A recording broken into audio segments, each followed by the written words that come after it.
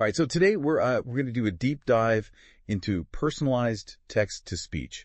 And I know you're all big fans of Gen AI, so this should be right up your alley because it's all about making AI voices more like us, more, well, human, more emotive. That's cool. Yeah, so I've got a bunch of stuff here, Gen AI learning guide, some notes, even a social media thread. And thankfully, to help us break all this down, we've got an expert in the house. Happy to be here. So let's dive in. This guide starts by talking about 11 labs as a good option for things like customer service. You know, using these AI voices to help people. Right. Yeah, that makes sense. I mean, you're probably already interacting with text-to-speech more than you realize.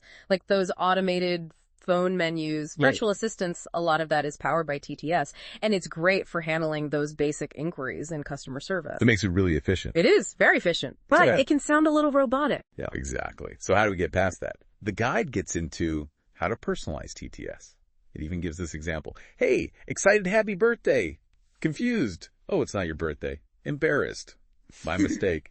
Like, wow, can you even teach a machine to sound embarrassed? That is the million-dollar question, isn't it? It's a huge challenge. Yeah. Think about it. We can tell how someone is feeling by their tone, their pacing, their inflection, all those little changes. Yeah. Getting a machine to do that.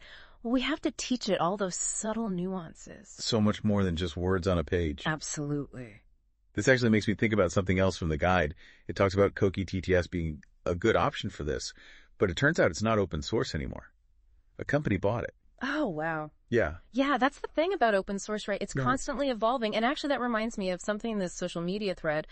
Someone was asking about training Koki TTS. Okay. Specifically to speak Urdu. Interesting. The guide didn't really get into different languages. Is it even more complex to train a model for a language like Urdu? Absolutely. It really highlights the challenge of language support in TTS.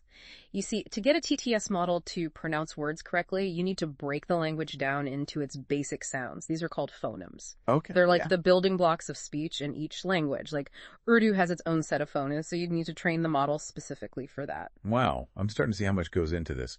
So Koki TTS is out, but the guide does mention some other options, like Cozy Voice 2 even includes a link to a YouTube video. Oh, cool. Then there's Parlor TTS, but apparently it's not very good, and Kokoro.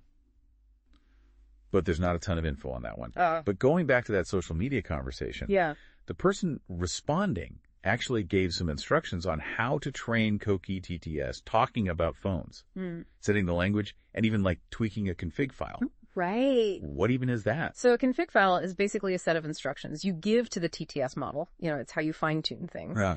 In this case, the person was probably trying to get Koki TTS to work better with Urdu. Makes sense. And that's where understanding those phones is so important. Right, so there's a ton of potential with all A this. huge potential. But it still feels like early days. Yeah, I mean, personalizing TTS, making it more emotive, it's a frontier that we're just beginning to explore. That's really exciting. Yeah, the technology is evolving so quickly, it's really exciting to think about the possibilities. Absolutely. The guide mostly talked about using this for customer service.